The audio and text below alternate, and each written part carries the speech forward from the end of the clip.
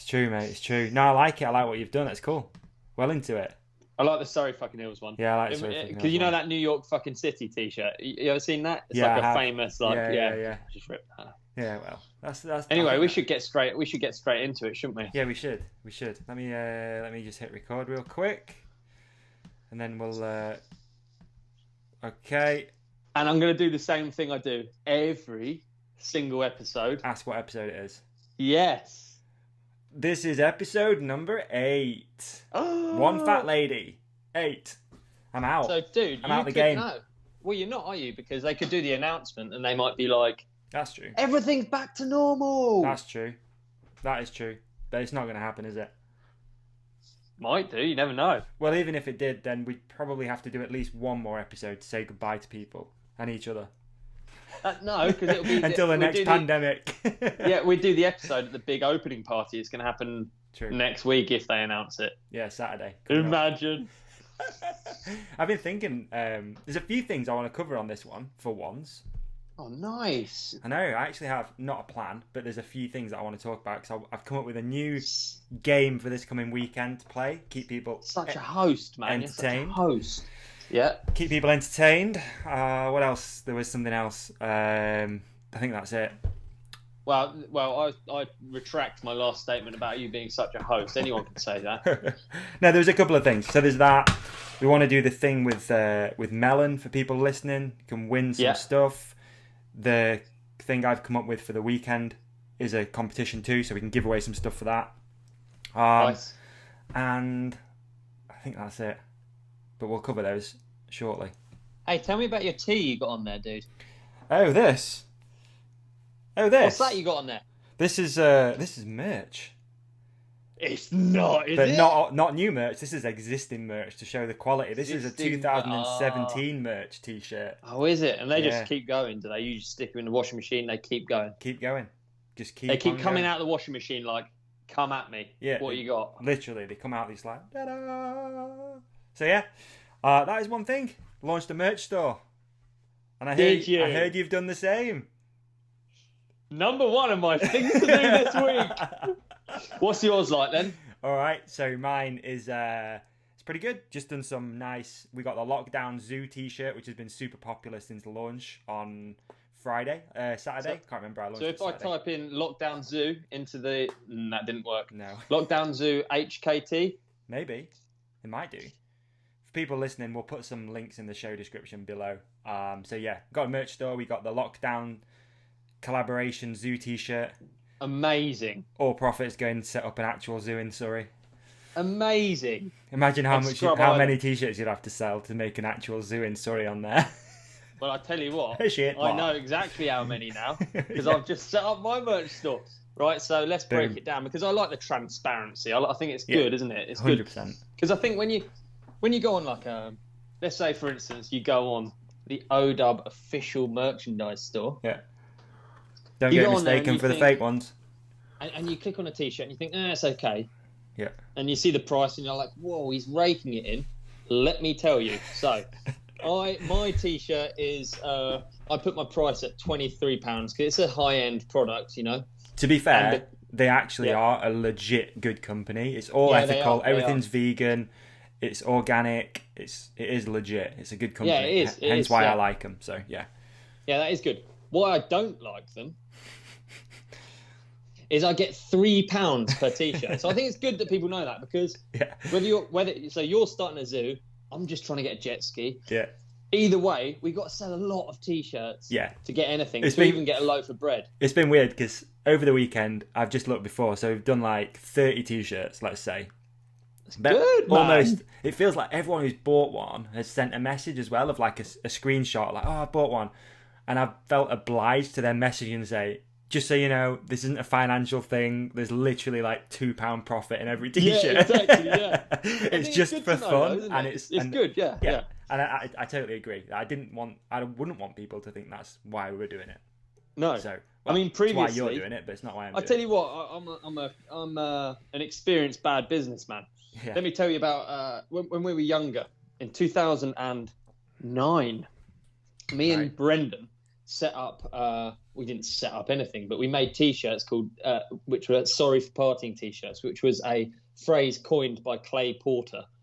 Right. And it was like, I don't know if anyone even knows this, but we did it ages ago. So it was like a phrase.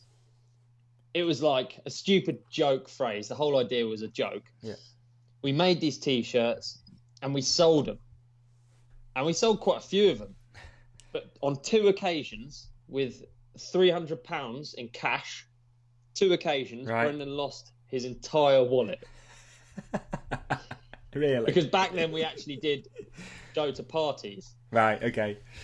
And so that's all of brilliant. our business. So I reckon I've lost money over the course of actually trying to sell stuff. Yeah. So the good thing about this one is it's completely out of my hands. And if I sell a T-shirt, I get £3, man. And it takes a month to get that £3 too. Does it? Yeah, so you can't even... I wonder what they're investing it in. You can't even spend it. It's crazy. But it's just a bit of fun too. And I've enjoyed the process of setting it up. It is indeed, yeah. And just seeing people stoked on being able to get a T-shirt with mine and your face on it has actually made me laugh. So it sold the lockdown ones. Yeah. The most popular one is the white zoo T-shirt. Yeah. Yes, dude, with the snake. With the snake and the chicken and a 3-legged cat on it, and it says and says on it, "Investigate poultry." I'm like, people are buying it. It's crazy. It's good fun. So yeah, more of those to come. I want to do some more. I got some ideas to do some more merch. So wicked, yeah. Let's collab, dude. Let's collab on some merch. You know what I want to do? I'll tell you now. I want to do a Big Scrub Island logo T-shirt. Perfect. I'll get on it right away. Big Scrub Island logo. Right away. Perfect. So both merch, store links, show description below. If you're listening on iTunes, YouTube, whatever, you'll find it below. And so that's. Both of us have just got through one of our 3 topics. I felt like I was lazy last week on my 3 topics. Yeah. Oh well. I've got it more under control this week, I think. Yeah, mate. These things are fun. I'm enjoying it. And it's nice that you're so keen. You're always early. Yeah, I'm always early, dude. But there's not all that much going on. I'll be honest. No, there's not. No, I'm still staying busy. Sort of goes in waves of being like I think I've probably had a couple of mornings during this whole pandemic where I've just been like, whoa, dude, you're doing nothing. And I feel so guilty about it. But for the most part, I've been flat out, which is good. I'm pleased. I hope everyone else is at home doing the same, because I can't imagine the feeling of not at all, of being completely useless. I feel your pain. It's a bad feeling, and it's good to stay busy. Definitely. I feel like you're making yourself quite a lot of work too, because you're going out filming mic rides, usually fucking it up and then having to do it again anyway. Yeah, exactly. So it's half of it, isn't it? It's doing double the work, yeah. And do you do it where you save jobs? So I've got stupid little jobs like I need to drop a chair around my parents. Yeah. And I could easily have done it today, but I'm like, I'll save it for tomorrow. Yeah, definitely. Trying to spread out these jobs until your life is just a series of just crap jobs. Yeah. Like, tidy the room, take out the rubbish. I have a to-do list that's so long, and it's literally just stuff like that I think of. I put it on my to-do list because then I feel like I'm achieving it, and I just keep pushing it to the top and bottom. Hey, talking of lists, man, how often do you make a list and you put a couple of things on the list that you've already done so you can cross them out? Yeah, I do that. I do. Because then I look back at my list, I'm like, yeah, dude, look at these lists. They're everywhere. These start the day with a win. Yeah. You're old school, paper one. Wow. Yeah, I'm really bad at like, same as calendars. I'm really bad at e-calendars. I have to have it on paper. Okay, fair. All right. Otherwise, I feel like stuff all like syncs and I lose it. And then I get I've always had to do paper, to be honest. Sorry, digital, always. Have you? Do it digital. Yeah, but you're proper. You're a real person that's organised and runs a business, whereas I'm just like a joke person. You got a merch store now, so now you're legit. Let me tell you about. Okay, so I've got a good story about my lack of organisation. So when I first signed for Focus Bikes, they organised for me to come out, meet the crew. Big moment, dude. This is a big moment. This is like, I signed for 3 years, and I was like, this is the start of an amazing relationship with a big brand, and I didn't really know everyone there at the time. It wasn't like they were all friends. Like they're all friends now, so I could get away with doing this. What I'm about to tell you about. So I get a phone call. I'm just like knocking about. I get a phone call, and it's like, "Hi, I'm at the airport." I'm like, sorry, who's this? I'm at the airport to pick you up, Ollie. I've completely forgotten about flying to. This is the problem with paper calendars. I've forgotten about flying to Germany. Wow. For my first big meeting. Jeez. How stupid is that? And so then, in the moment, I was like, and I couldn't lie. So I had to just be like, yeah, I thought that was tomorrow. And dude, I had to book a flight for later that day. Did you really? Yeah, and just swallow. I was going to ask how you got out of that. Really? Like, what an idiot! That's like next level. That idiot, is pretty bad. Of. That is pretty bad. To be fair, dude. Oh well, these things happen though, don't they? Yeah. Life these and things times. happen, and I'm still here. You know. You're still on focus, so. Yeah, exactly. Unless that was 2.5 years ago, in which case. Yeah. See ya. See ya. No, I make my flights now. I'm a bit better now. I'm a bit more professional. Good. Yeah. Just gonna shoehorn this thing in with Melon, if that's cool, because it's good. Hey, dude, shoehorn it in. Let's hear it. That's a DJ talk. Shoehorn. Yeah. So Melon have offered to give away 2 pairs of goggles. Dude, you're not talking about Melon Optics, are you? Melon Optics have offered. What is that? Okay, so they're giving away these goggles. Yes. How much? This must be some sort of raffle. This must cost what? £20,000 to enter to get a ticket. And how what many? What do you mean? How many zeros are 20,000? We ain't got a fucking clue. But no, it's not. It's not. It's not. All right, let me guess again. £10,000. 10,000. No, not £10,000. Millions. Nothing. Huh? Free. It's not free, and nothing in this what? life is free. But these goggles are free. Well, Davey, dude, give me a reason why you wouldn't enter this contest. You're a pro rider and you're already sponsored by a Goggle brand. Well, don't give me an actual reason. I was trying to key you up, dude. Come on. And here I am just deflating the balloon. So basically all you have to do to win a pair of Diablo MTB goggles is go onto the Melon website. They are, from what I understand, they are 100% customizable, so you can design them yourself. That they are. You can do whatever. You can make them pink, blue, red, green. I don't know, another colour, Ollie. Yellow. So literally all I have to do is type in melonoptics.com. Yep. Simple as that. All the W's. Melonoptics.com. What? And then you go on their custom bike section and you just design your own goggles? Yeah, called the Diablo MTB goggle. Hey dude, surely you can't change the strap to a number of different customized straps, can you? Bro, strap on, strap in, change your strap, get involved. Dude, I got one more question. Surely you can't change the frame colour as well? You can do anything you want. Customizable. Did you know? Unbelievable, isn't it? It really is. Technology these days. So you can customize a pair of Melon Diablo MTB goggles.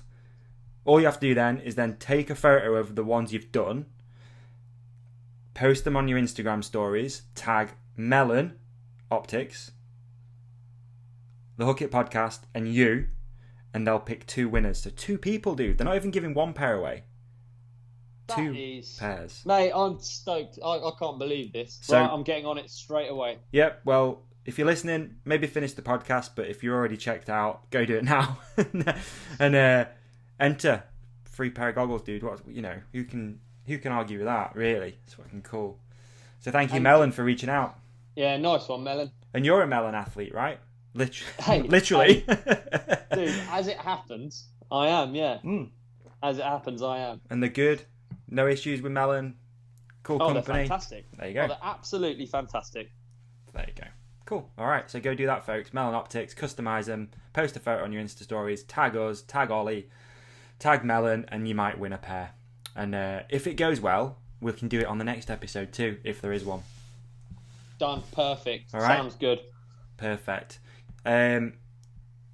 Before I've got another idea, dude, for this weekend. Let's hear it. It's called the Lockdown Mop Down. And I like it. basically, I think it'd be cool if we set up through the Instagram stories a sort of tournament for the worst lockdown hairstyles. So, dude, I'm up there. I think I could be in for a win here, dude. I reckon, dude, I've got curtains, mate, like it's 1990. Do you know what I mean? Yeah. I'm up there, aren't I? Well, I think you can do something with it. That's what I mean. Like, if you've got a good canvas to start with. No, it's not just like a who's got the worst hair contest, is it? It's like a haircut contest. Hair, both. Worst haircut, whatever. Because everyone's looking a bit rough around the edges, aren't they? Let's be honest. You know what I mean? No one's getting a haircut. So, we want to see some selfies of just hairstyles, whatever, and then we're going to... Lockdown Mop Down. The Lockdown Mop Down. And then we'll put it into like a tournament. It's going to start on Friday, and the final will be on Sunday, and people are going to be able to vote on the poll thing. You know, Wicked. Number 1 or number 2. So you're going to be able to go up against some of your favourite pro athletes too, who have already said that they're going to do a selfie and send it in. So we're going to have, boom, I don't know how many people yet. We'll break it down, and then people will transfer to the next round. We'll have a winner Friday, winner Saturday, finals on Sunday.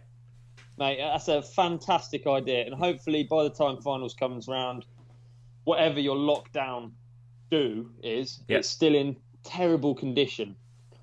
Which is what we want, isn't it, really? Exactly. So there we go. Brilliant. Lockdown Mop Down starts Friday, people. Get your selfies in. Just DM me, the Hook It Podcast. No dick pics, just selfies, because, you know. Out of interest, do you get many dick pics? No. Interesting. I do now. Oh dear. Cool. So yeah, that's it. So we got that. We got melon. We got the Lockdown Mop Down this weekend, and that's it. And then I'll do some prizes too for the winner, of course.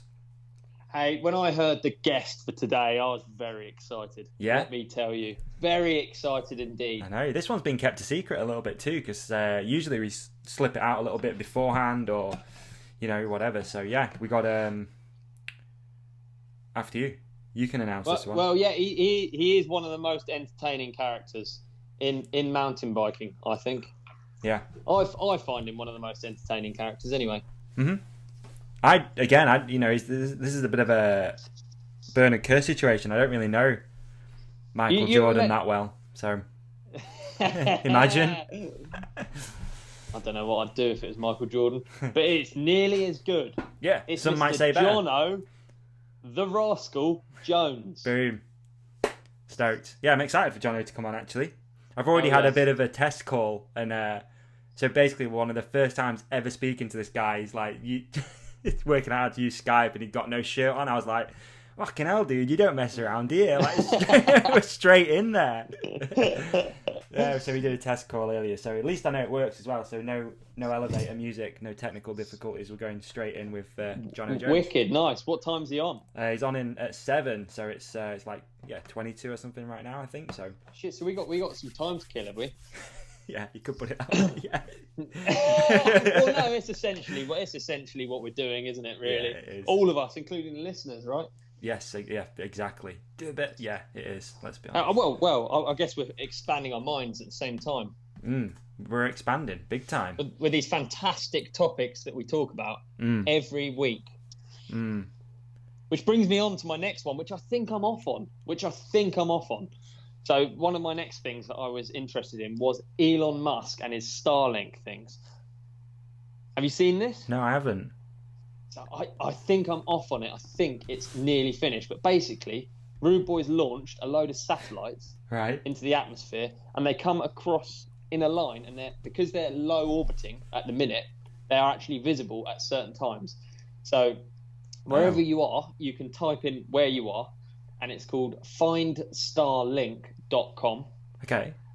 And you can see this eerie, group of satellites going across in a perfect line along the horizon. No way. At night. And what are these for? What is it? What's he doing? Dude, haven't even looked, but let's look whilst we're here because we got the internet at our fingertips and this is not a problem. So what is Starlink? So Starlink is... it's something about broadband, it seems. Oh, well, that's that covered then. And there we go, and on to the next subject. No, but it is shocking. There's loads of them. And I'm kind of torn as to whether I even like it. I don't really like it that much. Right, okay. Yeah, I don't know, man. I've got, you have to have a lot of respect for Elon Musk. Such a crazy thinker and a guy that, is quite happy to dig tunnels underneath big cities and put in these crazy trains and, Tesla, dude. Tesla. I mean, imagine building that. Crazy thinker, crazy guy. Yeah, but and it's a bit... thinking it's a little bit like the more shit we put out in space, it's kind of a little bit like littering. I understand that they're like doing stuff, but they're all just bombing around like he's probably the worst for it. Who else has put more shit in the air than him, other than NASA? But they didn't leave a car. It's weird, isn't it? You left a car up there, dude. Like, who else has got a car in space? Yeah. Yeah, it's very strange, isn't it? How many miles has it got on the clock? Now, probably thousands, probably. It's probably the highest mileage car in the world, isn't it? It probably is, yeah. Yeah, it probably is. There's probably some like old Toyota Celica that's close, but that's probably not far off. Yeah, totally, yeah. Wow. Oh, yeah, I think I've messed up here. I think I think they will come back into view. I've just looked as well on the internet, and it does say that they're going to be viewable in the UK. Yeah, this week. So, but it's an interesting thing you can do at night. Look out your window or whatever. See if you can find them. I might be off. It might be crap. But apparently they're to increase broadband, which I think we can all agree is a worthwhile cause. Definitely in Sheffield, mate. It's bad up here. Dude. Yeah, it's bad. Oh, it's grim, isn't it? Hopefully it increases YouTube upload speed. Yeah, YouTube, yeah, exactly. I feel like a young kid at the moment because I've got no data, which is really strange because I can't remember the last time I had zero data, and I get something like 30 gig every month, and I've used all of it uploading stuff to YouTube. Oh no, after the Bernard Kerr tip.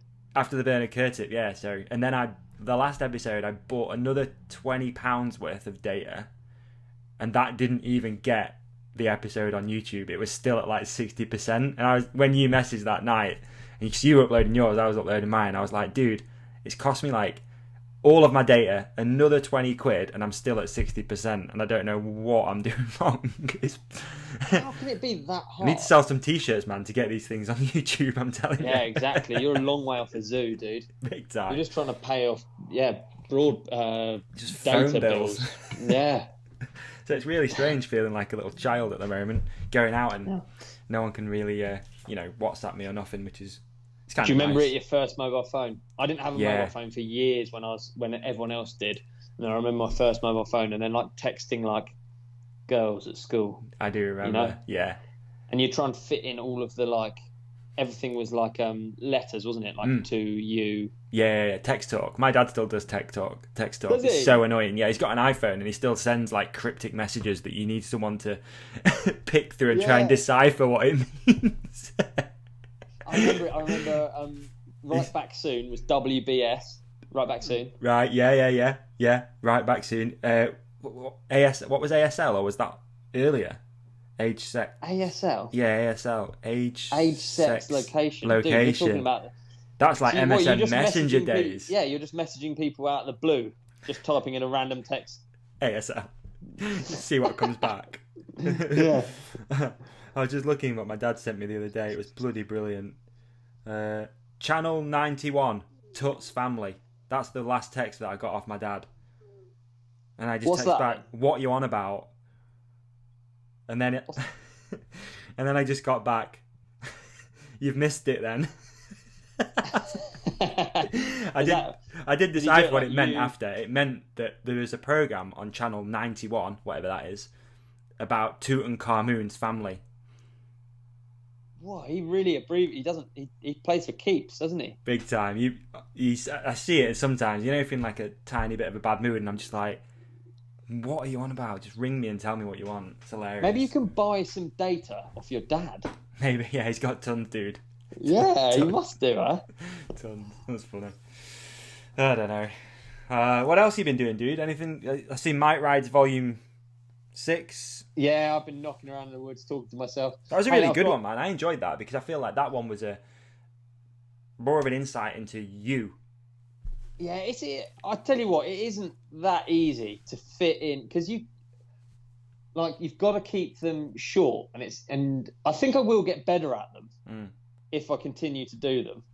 But you've got to keep things short. It's quite hard to cover anything in 10 minutes. You think and when you're riding, you don't ride even now.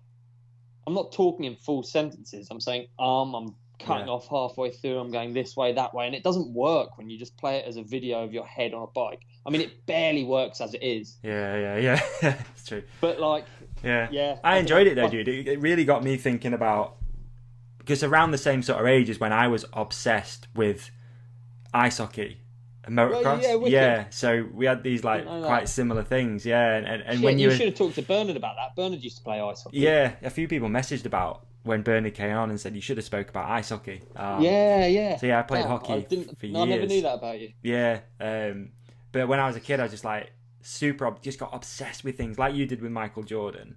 Yeah, I was just obsessed with hockey and motocross as well. To the point it was really creepy, and I used to do really weird things. Yeah. So it got me thinking about that a little bit, and it got me thinking of this thing, right? It's just, we talk about first having mobile phones and stuff. Just then, it's perfect segue. Yeah. It's like we set this up. Fantastic. I was so creepy as a kid and so obsessed that what I used to do is I used to scour magazines, like Dirt Bike Rider at the time, and all the distribution companies for different brands. I'd put their phone numbers in my mobile phone and call them, but never really speak to them. I just wanted to have some sort of weird communication. So I'd call whoever it might be. Let's say, I don't know, a Pico. Honda UK. Yeah, Honda UK, and just be like, they'd answer, "Oh, hello, Honda UK," and I'd just be like, and just put the phone down.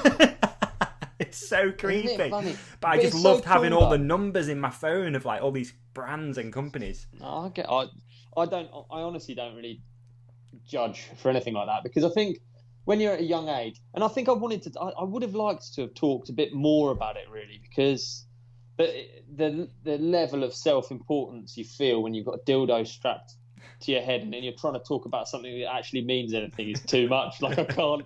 I'd rather do. I think it's. Do you think it's the same feeling of self-importance of when you have an actual dildo strapped to yourself? It probably is. It is. It probably is. But honestly, I meant a lot of the stuff I said on it. I mean a lot. Well, I mean all of the stuff I say on it, all of those things, bike riding, basketball, all of my interests have completely shaped me. I guess we talked about this before, haven't we? But yeah, we have. Your latest Might Rides episode really gave an insight into that. I thought it was super interesting, to be honest. There you go. I thoroughly enjoyed that one. Good. I'm glad, dude. I'm glad. I mean, I'm enjoying doing them because it just gives me a little job to do. Yeah. It's always good to have jobs to do at the minute, for sure. But if I could somehow be good at talking and talk about what I mean without coming across as like a fucking self-important, arrogant prick, it would be good. It's a fine line, dude. It's a fine line. Would it be cool if you got listener questions almost, and they came up on the screen as boop, and then you answered it? Boop. That would be cool. It's already a lot of. I find it very difficult to organise, and also it's very difficult to just start talk. It's so easy talking to you now because it's in a conversational. You're already in a conversational tone. Yeah. Whereas when you're just on your own, you're not. It's so hard to just start speaking. Yeah, I bet it is. Just start speaking about a topic. How do you even start it? Let me tell you a few things about me. No one's there. It's so weird. Yeah. But we'll get there in the end, and I'm enjoying doing them. And as long as someone's enjoying listening to them, we'll keep cracking them out until we're allowed to put strain on the NHS and go hard again. Yeah, let's go hard. I look forward to it. I've never wanted to more than right now, to be honest. Yeah, I haven't wanted to in a long time. Can you imagine what A&E is going to look like that first weekend? It's going to be knee pads all the way into A&E. Knee pads and helmets, just blood. Totally, yeah. It's going to be gnarly. So So, okay, we've gone through 2 of my things. Have we? My 3 lockdown tips for the week. That's what we call them, lockdown tips. There we go. Yes. So 2 of my lockdown tips. We got check out my merch store. We've got Elon Musk's Starlink that I actually found interesting. And then we got, so the third one is one that I think's, so everyone's talking about digging, and they're all asking me to do on the YouTube, they're all asking me to do a chat on digging, which I failed to do because I thought, fuck it, I'm not going to touch it. Right.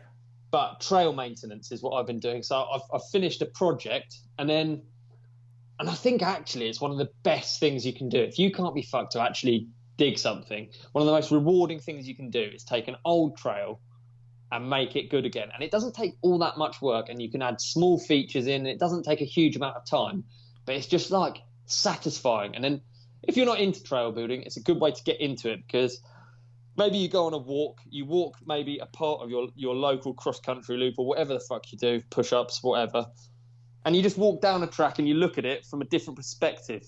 You do like the Toyota track walk preview. Nice. And you look at a turn and you can see a turn's blown out and it's wank, and you know that every time you ride it, you check up, you brake, you stop, it's shit, it ruins all the flow of the track. You can change that so easy, so quick. You don't even need tools a lot of the time. That's cool. Yeah, good point. Yeah. You know what I mean? You could just kick a rut into the right shape, or you can clear a couple of trees out, or you can do something with very few tools, very little effort, and it makes a big difference. And then next time you go on your cross-country loop, you'll be like, I get it. Yeah. Trail maintenance. It's not boring. So that was my last tip. Kind of a bit of a cop-out, but it's something I've been doing, so I think it's a good one. Do you think there's a bit of an issue sometimes when people do trail maintenance on trails that they haven't built? Or is that a bit of a grey area? Dude, you know what? Yes, it is. Because there's nothing worse, is there? Especially the dirt jumping scene, when you've built something and someone's like, I can't jump it. I'm talking about, I'm definitely not talking about dirt jumps, because you can't go fiddling with other people's jumps. No. But certainly trails, I think a lot of the time everyone will agree when a turn's fucked and no one can be fucked to change it, or there's a bog and no one can be fucked to drain it, no one's going to kick off if you just make something better. I think, you're quite right. It is a grey area, but fuck it, I think it's a good thing to do. And in a time like this, we're about to come out of this shit, and everyone's going to be loving life, biking, and any positive change you can make to your own riding is a good one. Yeah, for sure. I think one major positive, especially for the bike industry, and I don't know if many people know this, is that there is pretty much 0 sub £1,500 bikes left in the UK. They're all sold. Wow, there you go. Yeah. Wow. And sub £1,500 mountain bikes are like the new toilet roll, because you just can't buy them. So there's a lot of new people into mountain biking, and I think that's a good thing. It's going to come with its problems, I think out of the pandemic cyclists, we can't not get some new recruits. Yes, we're going to get a lot of people that buy the bikes, and then this all finishes and they go back to whatever the fuck they did before, watch Kardashians or whatever. Whereas I think like there will be a few of them that are like, man, I live close to woods and fuck, it's good fun riding bikes. Yeah. So it's really nice to hear that, because I think especially as things have settled down a little bit more, and obviously bike shops were allowed to be left open, my normal day to day is a bit more normal, because I'm speaking to bike shops a bit more, and they're all so busy. So busy. Even though the doors aren't technically open, they're doing repairs, they've got product going out the door, bikes going left, right and centre. I spoke to a dealer the other day who said he'd sold triple the amount of bikes in the last 2 months than they do ever in the year. Ever. Which is insane. It's good. I think it's good. Seems to be good. I think it can't not be. Can't not be. I mean, it's shit at the minute, because you get a lot of, like we talked about before, a lot of litter up the trails and kind of, people aren't necessarily doing things the right way. But I think that'll cool off, and we'll have some new recruits that we can welcome to the wonderful sport of cycling and to the great outdoors. Nice. Yeah, it's great to have you on board, guys. Yeah, welcome. Bikes, because that's what you do. You buy a bike, you find a podcast to learn about it. So we've probably got some new recruits. Dude, imagine if you just got into cycling and you listen to this fucking podcast. Imagine how much a load of old bollocks it'd be. You'd just be like, It's not for me this year. No, and you'd be like, all these pro riders are nutters. They're going in riots. They're selling stuff on Facebook Marketplace. Speaking of nutters, dude, has Brendan lost it? Like, what's going on with Brendan right now? Riding over his house, doing all sorts of what? He's lost it, I think. Yeah, I think Bren's lost a bit of control. Yeah, I think the lockdown's hitting him hard. No, it's actually sick. So did we talk about Bren's garden before? We spoke about the vlog in the garden, which was the dirt jumps, but then all of a sudden he's now turned his house into some sort of rampage stomping ground. He has, and that's why you've probably got the hat on, because you're going to be up there digging at some point. yeah, no doubt. But so Bren's house was. So maybe you've heard of the John Pound. Yes. That's Party John's trails. Right. So that's where our like private dirt jumps are, which we're so lucky to have in his parents' garden. And we spent years there as well. Even when we were kids, we used to have a slalom track, blah blah blah. But before the John Pound, or alongside the John Pound, we also had the Compound, which is Bren's house. Okay. But at the time, it was Bren's parents' house, and then Bren's bought his parents' house. Right. So that's why he's allowed to go on the roof now. Baller. There you go. He's allowed to just ride on his parents' roof, and no one's going to tell him off. So. Okay. But the Compound was some really good years back in the day. Really? I swear we talked about it. It was on 3 minute gaps. The Compound was in. Oh, was it really? Right. But it was such a buzz. We all used to go around there. He literally had a wood chip jump and then a pump track around the outside. Right. But that pump track and that wood chip, that saw so much action, you know. And you're just there every day, and your hands would hurt. And we'd do a whole summer just riding the Compound and then having barbecues at night, blowing up the well, doing it again. And like, oh man, it was wicked. That pump track, we were quick at pump track then. Weird. It was like in the early days of like pump track racing, and we had every single like combination on each straight down. We thought, and then Sam Hill rocks up.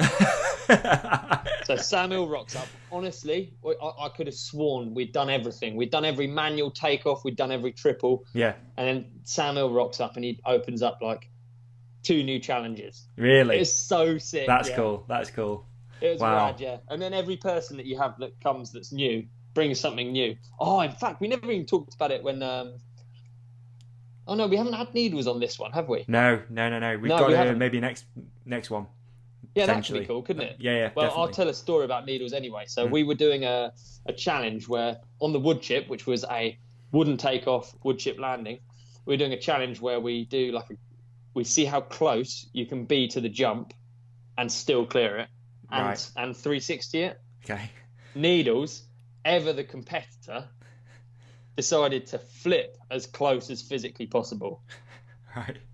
And it did not end well. Have you got it on film or no, or is it just a bad thing? I actually don't know. We'll have to check with him, but it was insane. It was a terrible crash. Really?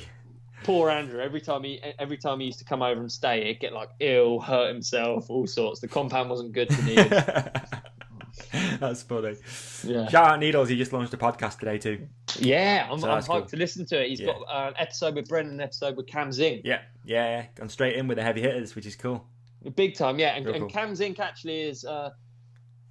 everyone probably knows him as a kind of Evel Knievel mad character who has these giant hucks at Rampage, but he's actually a super, super interesting and he does what I'm failing at now, but he puts across his words in a very eloquent. Very eloquent was the word I was looking for. Thank you. I got you, bro. We got like a Sixth Sense thing going on right now. Yeah, there we go.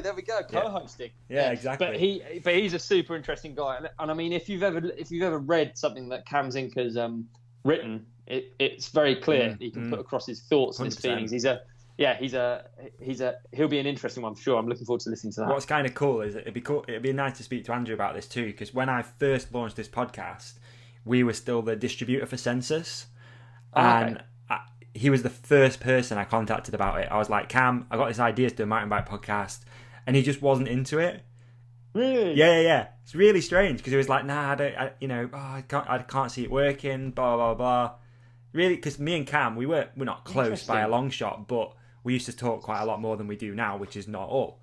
So, yeah, he was the first person I hit up about it. I was like, I got this idea, dude. Would you do it? And he was like, I don't really see it working. I'm really busy. And Yeah, it's funny. How it's interesting, cool. yeah. Yeah. No, it'd be good to get him on. I don't, yeah, like I don't know him that well. I know him from Rampage every year. Yeah. But interestingly, I've seen like his children grow up just from Rampage every year. Like his kids, Cool. like probably the first year or the second year I was there was the year that he did that giant flip off the Oakley sender. Yeah. The Icon sender at the time, it was called. And that was just, that was insane. That was my introduction to Cam Zink, and it was fucked, dude. Because he had a massive swelling on his leg. He'd come off. Right. Huge bruising in his leg. The dude could barely walk. He was having it drained every day. I mean, he could tell the story better than me, but then I remember like a few days before qualifying or finals or something, this like fucking almost cowboy character turns up with a walking stick, walks his way up to the top of the sender, and they wheel out this. He had a, back then you were allowed to have, you obviously got away with a lot more back then, but he had a little wooden kicker that his team would like stick on the end of the Icon sender. Right, wow. It was already the fucking Icon sender, and then he had this lib.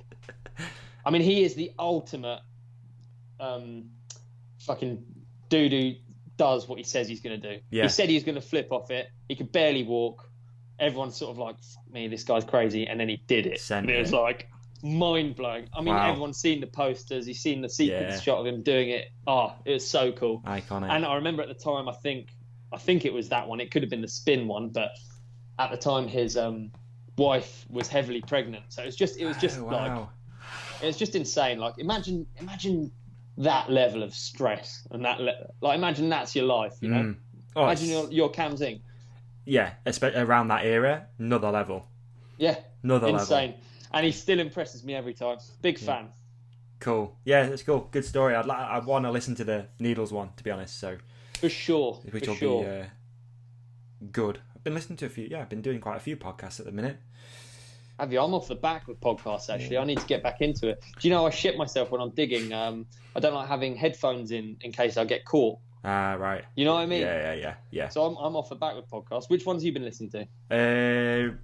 Well, interestingly enough, I can tell you, because I've got my podcast feed pretty much open. There we go. Please, let's do it, because people like to hear. Well, what I did is I have listened to the Matt McDuff one with Remy is brilliant. Yeah, insane. And that I spoke about this when I was talking to Needles, actually, that I've never ever listened to a mountain bike podcast in my life. So that was the first ever mountain bike orientated podcast I've listened to, which was Matt McDuff. So the second one's going to be the one with Cam Zink or Brendan. So I've been listening to that.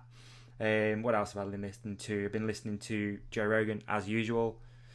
T-Fat-K, Fighter and the Kid, always, because it's getting even better at the moment because Brendan's talking about mountain biking, which is just very excited. Nuts. If anyone wants to help get Brendan on the podcast, that'd be hilarious, but whatever. Imagine it. That's pretty much it, actually. They're like my go-to. I mean, Joey Diaz all the time. I listen to comedy stuff, dude, pretty much, and like business stuff. I don't really go down the mountain bike. The business ones, but yeah, not business, but more health and wellness sort of stuff. I'm really into like the On It stuff and Kyle Kingsbury and that sort of thing. I love Jocko. Do you listen to Jocko's podcast? No. Jocko Willink, I like that. I always throw that on and go do something really hard because it gives you a bit of perspective.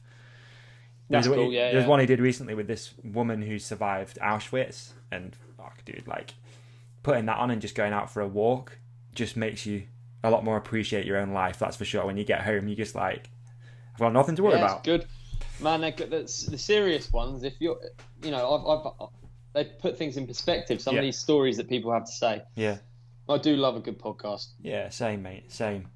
And that's pretty much it on the podcast stuff. Same as usual. Nothing really stand out. Just normal stuff. So yeah. Do you know what I've been listening to? I've been listening to Chris D'Elia's brother, Matt D'Elia. No way, really? I didn't even know he had a brother. Is he good? Yeah, so it's called Matt D'Elia is Confused. Yeah, it's very good. Is it? Yeah, he often has sort of like controversial guests on. So he's often he covers religion as a topic. Interesting. And he's just kind of, he approaches it in a non-judgmental way. Do you know what he reminds me of a little bit? An American Louis Theroux. Does he? You know, yeah. Is he quite famous, or is he no, sort of spinning off being Chris D'Elia's brother a little bit, or not? don't know. I think he's trying to do his own thing. I think he's a director, so he directed his latest stand-up, Chris D'Elia's latest stand-up. So I think he's just doing his own thing, and he's just interested in stuff. That's cool. He's just an interesting guy. So yeah, it's quite cool though. But yeah, he has that Louis Theroux vibe about him. So he has these guests on that he completely fucking doesn't agree with, you know. That's interesting. And then he just talks to them. I wish I was that smart, dude. Questions. I wish I couldn't do it. That Louis Theroux is impressive, isn't he? Yeah, to be able to be that smart and to be able to have those conversations, but also be able to back up. Yeah, I've never had that skill in my entire life. Like Louis Theroux's skill is faux naivety, and he does it better than. Do you know what I mean? Yeah. So totally. he almost lulls these people into a false sense of security where they think they can like open up a little bit and these like crazy out there thoughts, and he makes them feel like it's okay to say these nutty things. And he's just launched a new podcast too, Louis Theroux. He has, yeah. I haven't listened to it, but me either. But I know he's done it. I've seen he'd done it on that Russell Howard show that he's doing every night. I think. Have you seen that? Yeah. What's weird is as well, there's like these TV shows popping up at the moment because TV can't really happen normally. That are sort of filmed in people's houses and stuff. Weird. And I was laughing and I was joking with Emma about it the other night because the Russell Howard one is literally what we're doing now. And then you see at the end all the credits for people, and you're like, what are they doing? What do they do, these people? You literally just drag and drop that there and you put it on TV, surely. I know, right? They must do stuff. They must do something. Credits. There's so many people involved in things. Yeah. And I can understand if friends it's and a family. big... You should start doing credits, dude. Imagine. Be like... yeah, imagine. Credits. Boom. You. Me. And Jono Jones. Jono Jones. Let's... shall I bring him in? I think Let's get him in. He'll be ready. Good segue, bro. He'll be waiting. Good segue. I'll just shoot him a quick message. I said that I'd do that. Hopefully he's got a freaking top on this time. I wasn't counting it, dude. That's one of the most naked people I know. One of. I would say so. He's one of the most naked people I know. Sam Reynolds, also a very naked person, and Party John. Well, you got to be naked a lot, aren't you? If you call Party John. Yeah, Party John's got like a foot long as well, so of course he's gonna be naked. Yeah, dude. Yeah, got a piece on him. Dick Slinger. Yeah. Okay, here we go. Got to be getting smooth at this now. I know, eh? The segues, dude. Getting smooth now, aren't we? Imagine that last one where we had to fucking have elevator music and stuff. I know, yeah. Here he is. Can you see me? Yeah, dude. Yeah. I can't. I'm in the corner. Oh, mate, this is fucking embarrassing, but you got something on your lip. I know, I didn't have time to do it. I was actually looking at the ODub merch drop, wasn't I? Have you trained him? You've trained him. Co-host. While I'm shaving, I've just got a text. Ollie, mate, is it the shout out? Dude, is that it looks a little bit close to the old Hitler moustache. I have to say it. You're treading a fine line, dog. It is fine. You would see me then. Yeah. Keep those hands by your side.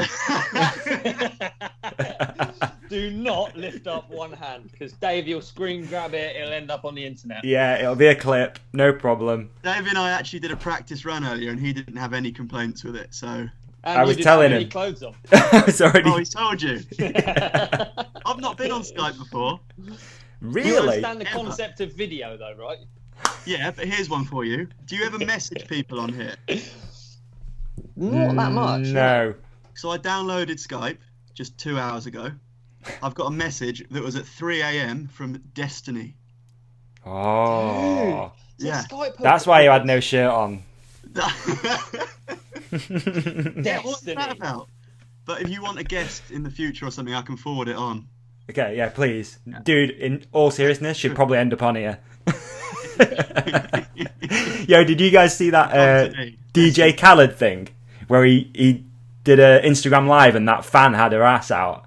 It's so funny, dude. He does like this Instagram live and he's just talking to like random people, and it goes to this girl and she's like twerking, and he gets super embarrassed because he's like, no, I've got a family. Like, his family must be there watching it as well. And she's there just like shaking her ass, and she starts pouring water down her ass as well. It's so funny.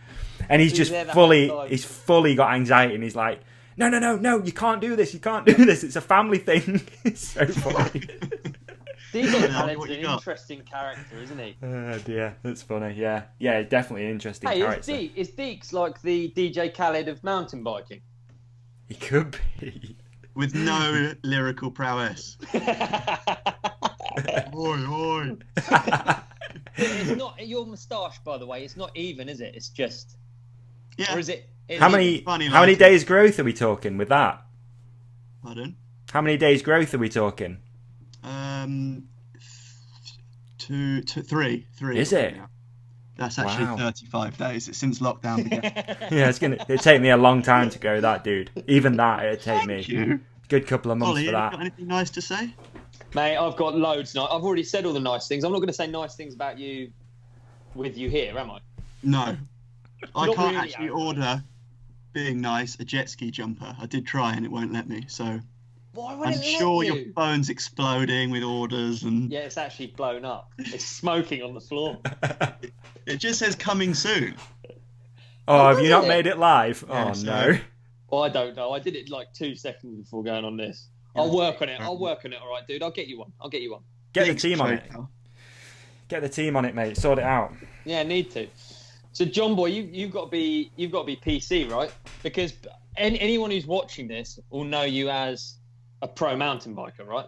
And facial hair model, yes. Yeah, and now newly facial hair model, yes. But you also got a professional career as well. You're drinking whiskey, dude. Man, he's a wild man, isn't he? He's a wild man. Plastic I was bottle. nervous. I never drink. Got a Doom bar. Oh, nice. Nice. Other are available. But yeah, I work in banking, so a bit of a corporate Yeah. switch up from the usual MTB sort of teenage years I had.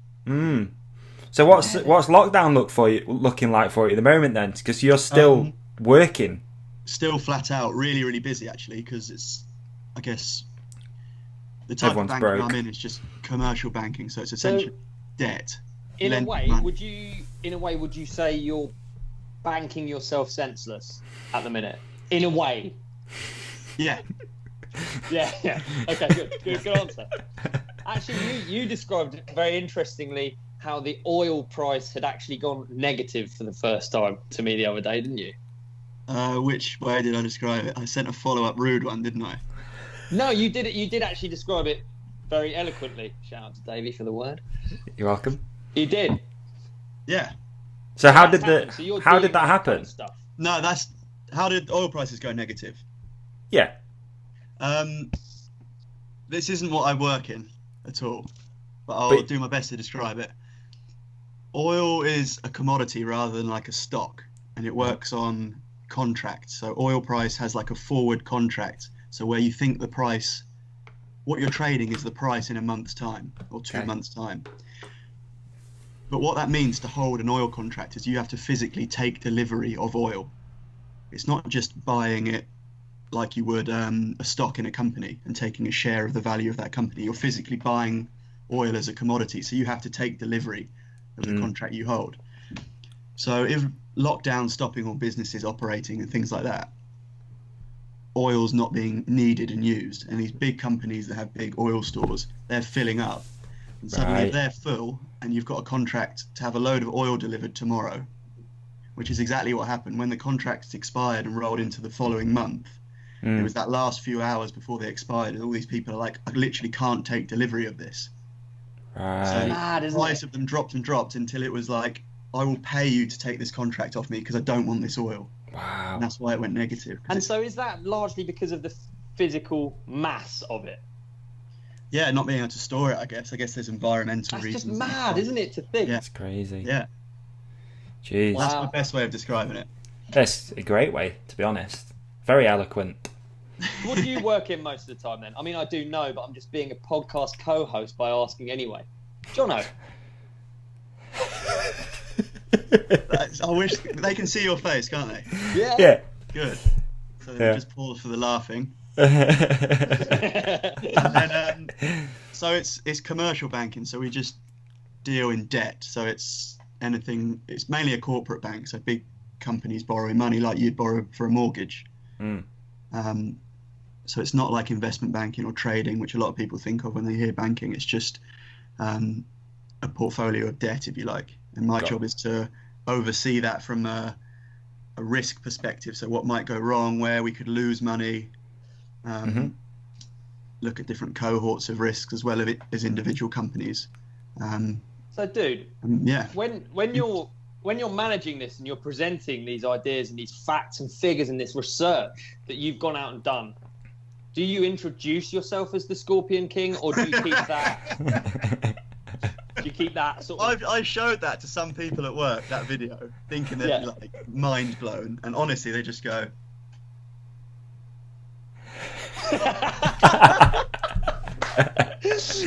Well, and then just change the subject.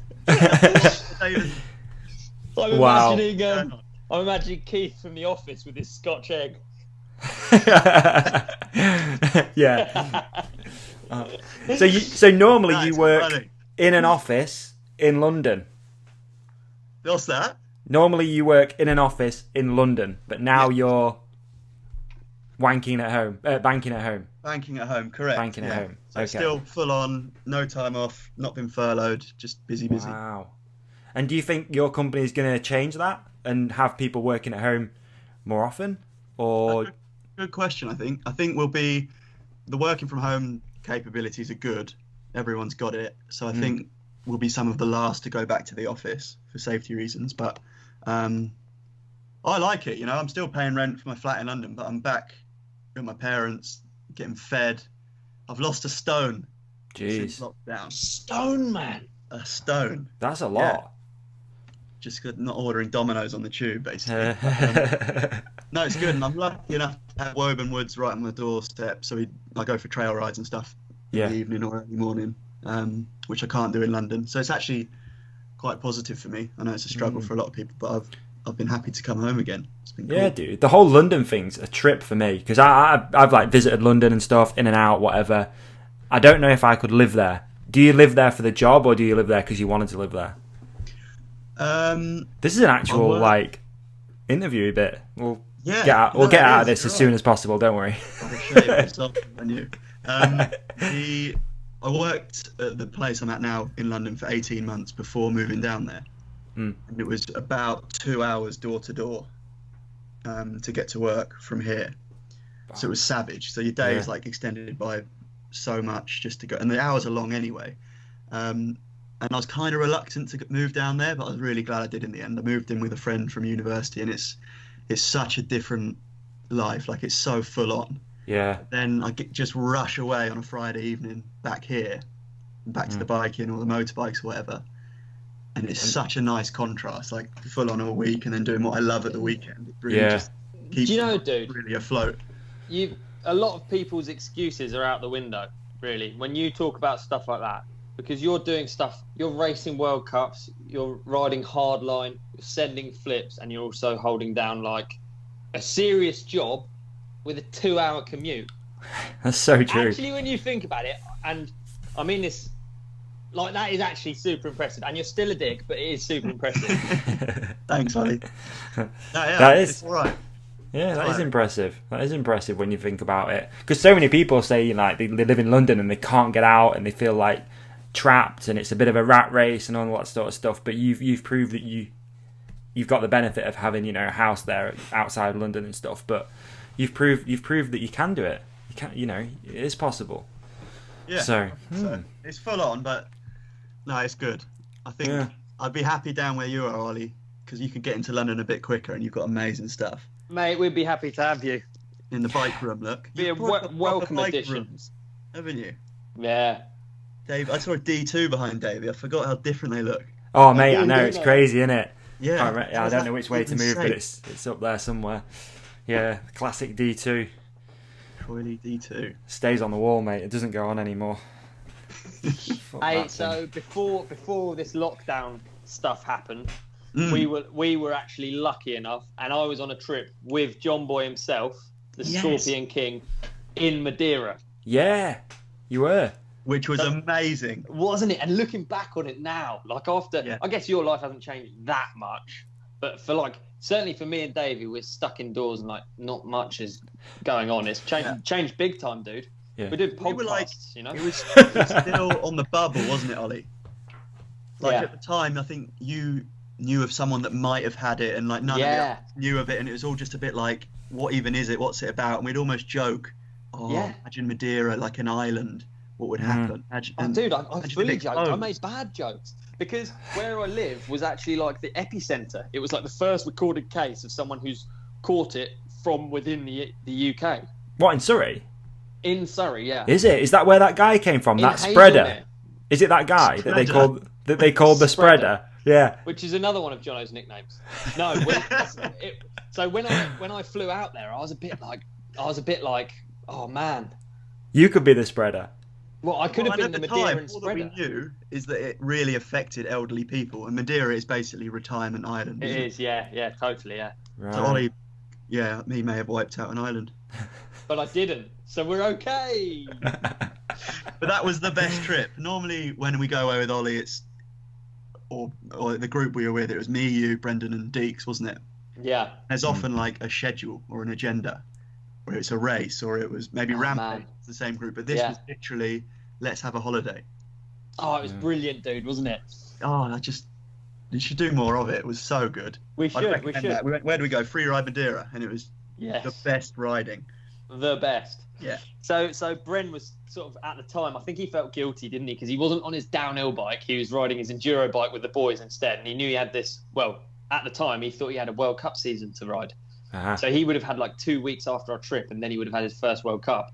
So the only agenda that was there was like getting up to sort of some speed, and who better to have than Jono? Olly Wilkins. Yeah, dude, you boys fly. I love it. I love how like just blind down a trail. You try and follow someone who rides like World Cups, like Jono or Bren or anyone, and you know I'm not like slow or bad at biking, but just the pace on them is so good. Is it? Yeah, it's rad. Deafened by Deke's mouth breathing from anywhere on the hill. And mate, do you know what? Also, it is a nice break to have you up front with Nobby breathing down your neck rather than mine, because I get sick of it. Hearing him laugh when I make a mistake, I'd rather he's laughing at you. That's cool though. You guys just went and did a holiday. That's rad. That is rad with no agenda, like you say. I guess for Brenner's probably especially, there's always something to be there for and to do. I think really for all of us, to be honest, it's not like you're not really out buying flights just to go biking anymore. And actually, I don't really feel like I ever have. Really, like when I was trying to be a professional rider, I had no money, and then as soon as I was a professional rider, I just had to go on trips that a professional rider goes on, kind of thing. I used professional very loosely, by the way, but you know what I mean. I know, I was in a similar boat again with the loose term, but it's like it is.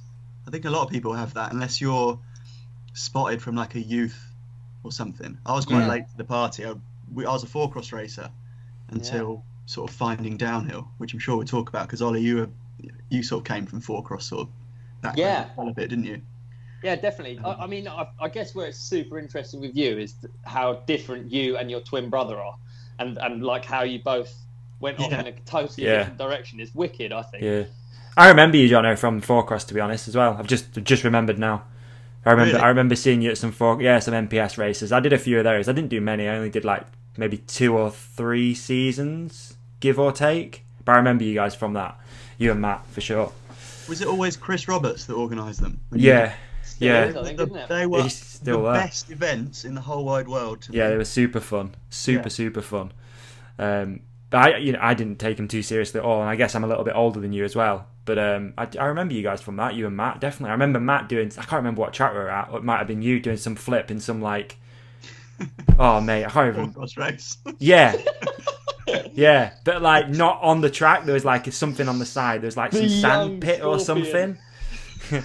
There's, I do remember that. Were you on that Rockstar thing? Is that or not? Yeah. Hatch had a team sponsored by Rockstar. I felt like a rock star wearing that helmet. I just stuck. Yeah. I remember. Right, well remembered. Mate, it makes me a bit sad, if I'm honest, when I think back to when I was younger, racing was just such a joyous occasion, and I'd go through the week leading to it, and I'd just be like busting to go racing. I couldn't wait, and then somewhere along the line, it just fucking changed. I don't know what it was. What was the last race you did, Ollie? I couldn't tell you. I can't remember. Really? What did I do? I did Trans Madeira in recent years. I did a load of pump track racing when it was big. Yeah. That's probably the only time we've ridden together. Is it? Yeah. Which one was it? Bristol? Yeah. Do you remember that Bristol one? And there was the party after, the wide open party. Oh, they used to be big parties, didn't they? There you go. That was the first and only time. Yeah. There you go. And you're still super motivated to race, eh? Are you still doing World Cups this year? Me? No, mate. I've decided not to bother this year. Because Davi's not doing it, it might free up a spot for me. Yeah. It's the right thing to do for the rest of the field, isn't it? It's just to take a step back, hang the D2 up, and just forget about it. Actually, we're in a unique year where you can just be, actually, fuck it, yeah, I was going to race the World Cup season this year. Yeah. I'm annoyed. Yeah. No, I will. If there's any going and I can get in, then I will. But I went through the same thing, Ollie. Racing was the best thing and what I loved. Actually, I'll talk about what happened with me and Matt, because he obviously didn't come down the racing route. Yeah. We both grew up right in just the next village from here where I am now, which is next to Woburn. And both got into BMX riding and then a bit of racing, not knowing that those jumps and things were up there. And then someone told us about it, and that was just our weekend for the whole of our childhood, really. Wow. My mum would sit up there with a newspaper on a tree stump, just not caring. And we'd just do jumps next to her and be like, Mum, who went biggest? Honestly, she would never, ever, ever say one of us. It was always the same. I could have gone 5 meters further. It's about the same to me, which made us so competitive. So she's probably to thank for that. But the place there, Woburn, if you've been, is some of the best dirt jumps in the country. And then a 15-second hill bolted on next to it. Yeah. Matt would just spend all his time on the jumps, and I just spent all my time hitting the same corner up on the hill. And I think we just got really, really hooked on those things. Oh, that's wicked. Me, the dirt jumping, and Ollie, you obviously came from dirt jumping, but with tricks, they seems like very step-by-step progression. You learn something, and then it's a big step to jump to something else. Yeah. If it was, say, a 360, where'd you go from that? Oh, a 720, you've got to do it all again. Yeah. I know there's incremental bits as well, but on the downhill side, you can just go a little bit faster or hit that corner a little bit quicker. And I love that constant feeling like you're getting better at something. Yeah. I think Matt loved the massive nature of one big trick. And I think we just got really hooked on that. And we used those skills in 4-cross racing. And I got better at insiding people. Matt would be better at a triple. But then eventually I think we just found the competitive side of our own disciplines. It's so interesting. Yeah. That is cool. Yeah, that is interesting. We both did a jump competition actually at Chicksands. And Matt had, we were probably 12, and Matt had a DMR rhythm. I had a GT Brian Lopes, if you remember that frame. Yes. I was so proud of. And Matt, I remember, did a 360 on the last, and I reckon he got 80 degrees of the way around. And the response he got that this little 12-year-old had done the biggest trick attempt ever, I think that to him was the wind in his sails to think this is for me. So I then dropped in well, I'll have to do it as well. And my crank fell off up the first take. Superman into the back of the landing and broke my arm. The downhill was for me. That's so funny. That is cool. Man, I always notice, I think there's probably more to it. You're I don't know, I always listen to you talk about if you talk about bike setup and stuff like that, you can see you look for seconds, and you look for tiny little I guess marginal gains and stuff. I've never had that at all, and I always find it really interesting when you hear someone talk about tires, for instance, or suspension or something like that, and they talk about it it's so matter of fact. It's so well, why wouldn't you do that? It gives you, every corner it's going to make up 0.1 of a second, and then you're going to add that up, and it'll be. I think that must be maybe it's some difference between you two, or just naturally, or something like that. I don't know. Matt is really like nerdy, I guess, like I am. But I think from the racing point of view, that's always been. I've always really cared about it.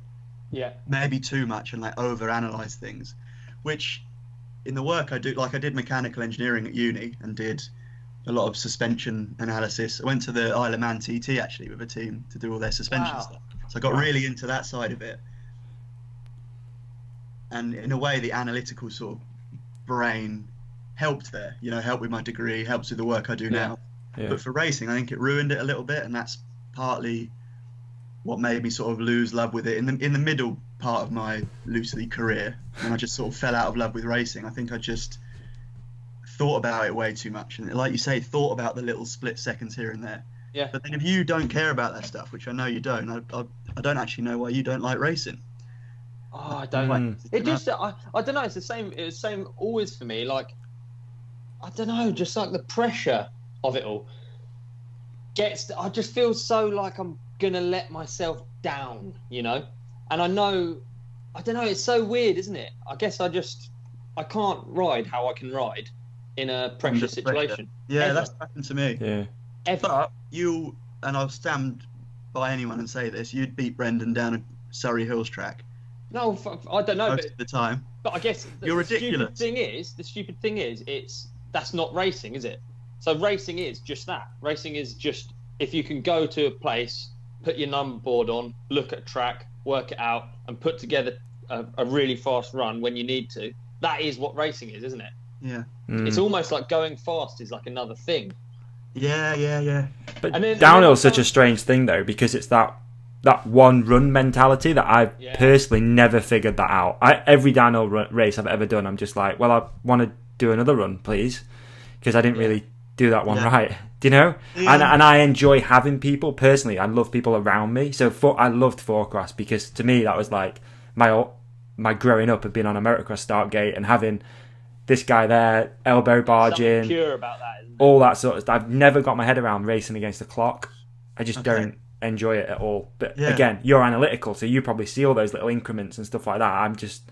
I've never understood it at all. Do you know what I hated about dirt jumping? Sorry, I cut you off. No. What I hated about dirt jumping, and why I stopped doing it. I stopped doing it when I was like 19. Was it was just such bollocks, man. You were like, and I don't understand how like your brothers like managed to stay into it for so long, because he's got such a cool style, and like doing like a contest run just makes it whack, doesn't it? Everything you do has to be all like rushed and like you have to fit in all of these things. He still manages to do it. He's still got one of the best styles on like the slope style circuit or whatever, hasn't he? But yeah, I think it's so annoying getting to the bottom and someone like plucking a number out of thin air. Yeah, like, that's why I'm way more attracted to racing, because you just can't deny it, can you? No, totally. Yeah, the fact that it's subjective always leaves some sort of like discrepancy a little bit of like, well, why is that score that and that's that? Yeah. There's so much more goes in behind the scenes as well, isn't there? Of like, how long it took that guy to do that trick that he's just done. There's so much more than. Yeah, and with racing, like going back to the analytical part of it, it's like the time is a true time, so you can work out why it was better than yours, or why you didn't get the time you wanted to get. But I guess if it's a human being holding up a number, like you say, it's like, why that number? Yeah. But the judges would probably set us down and make us say, oh, okay, I get it now.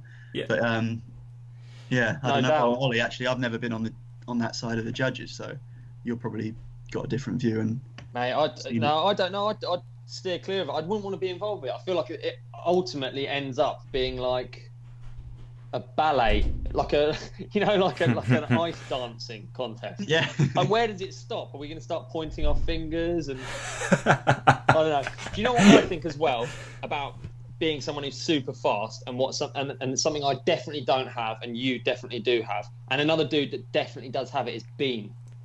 So I can look at a corner. Bean is a real person, by the way. Yeah, come on. Bean is a real person. That's Liam Mason. He's another ex-World Cup racer, and a good friend of ours. Mr. Bean how would you say it?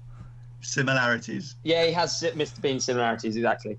But I always find it super interesting, like, And definitely you, Brendan, and Bean. There you go. There's a motley crew of people that all have the same thing. But there can be a section of track, right? And it can have 3 corners in it. And me trying to go quick down it is like I try and whack each turn as fucking hard as physically possible, so my back wheel nearly falls off. And then I follow like you down it, and you'll just be more sensible. You'll be looking up a bit more. You'll be less leant over, and you'll be pulling on me. And I'll be like, but I couldn't try any harder, sort of thing. Yeah. Yeah, I'm trying so hard, and my bike is about to explode. Like, me going quick in my head is like my bike's about to explode underneath me, dude. My tyres are going to rip off. It looks sick, but it's slow. It does look sick, but yes. You should never moan about that. No, but I mean, it's not far. Yeah. It's like, yeah. Okay, what it might be that in any moment in a turn, you're pulling more Gs, you might be pulling more miles per hour, but you're just on the wrong line and doing the wrong thing. Like, yeah. Whereas I really, really admire that when I follow someone down a track and they're just doing smart stuff. And Bren does it.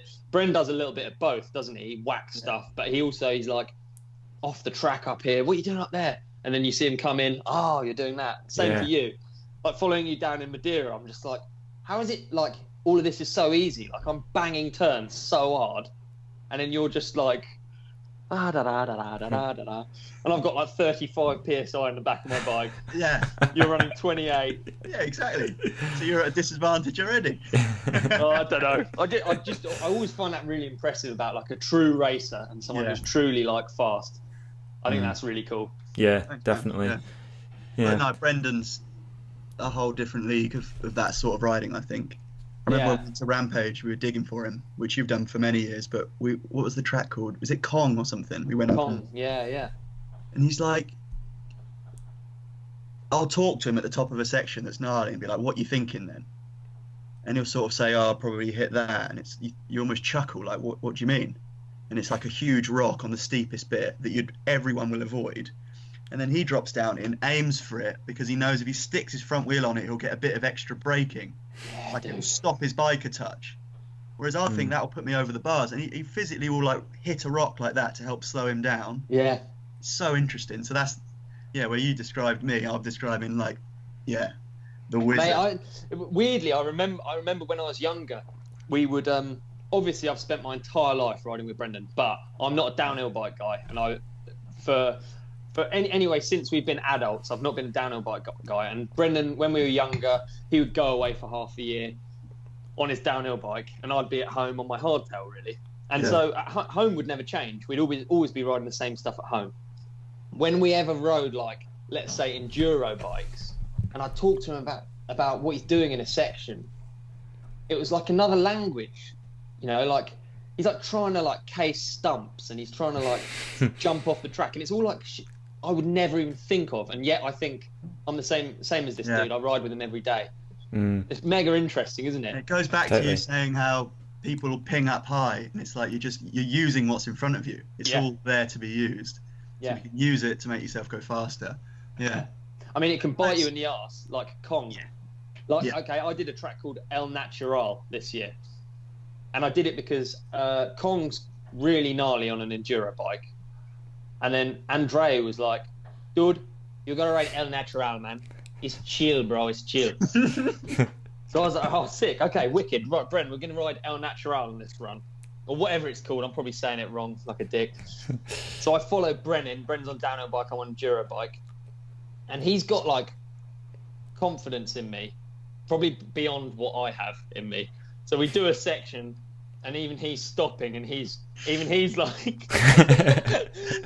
at the bottom of it. He's like, like that emoji. Yeah. Because it's like whatever you see on camera at Rampage, I'm sure you'll back me up on this. It's more than whatever you think, and that includes all the trails around there. It's more. It's steeper. It's gnarlier. It's like nothing we ever ride at home is like that would prepare us for Kong, right? Yeah. I mean, what would prepare you for Kong up Woburn? Yeah, nothing.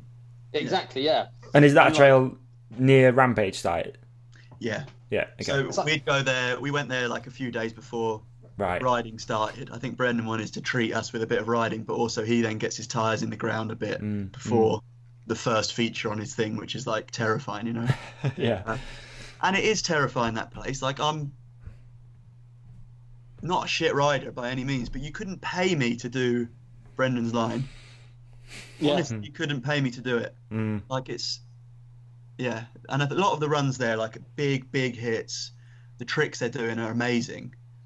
But where he comes in at a different angle, I think it's pure raw bike skill that all the guys there have got, but he's willing to actually ride on a knife edge next to a cliff, blow up a turn, jump a canyon gap, or flip a canyon gap. And I think, well, G did it back in the day, didn't he? Yeah. It was the same. He would just race down that hill. And I think that's what's cool about Rampage, though, is it brings all those people together. But again, it's a judged event, so it has the same sort of things you were saying about dirt jumping. Like, it does. Yeah. But then again, I'm speaking from a downhill perspective, so I think what Brendan and G and that do is super cool. Whereas I bet my brother would value someone who just goes down and throws massive tricks the whole way down. Yeah. Which again, that just reinforces that event and makes it really special. I think that it plays to everyone's favourite sort of discipline, and it's got something for everyone. It does. And I think what's cool about it is the only reason the reason I keep going back is because Bren's doing it. But the reason I like it is that just to get through it and to finish it is a thing. And if I'm honest, I could never have cared any less about the results. And it was wicked that the last one we did, he got a killer result. Oh yeah. But like deservedly.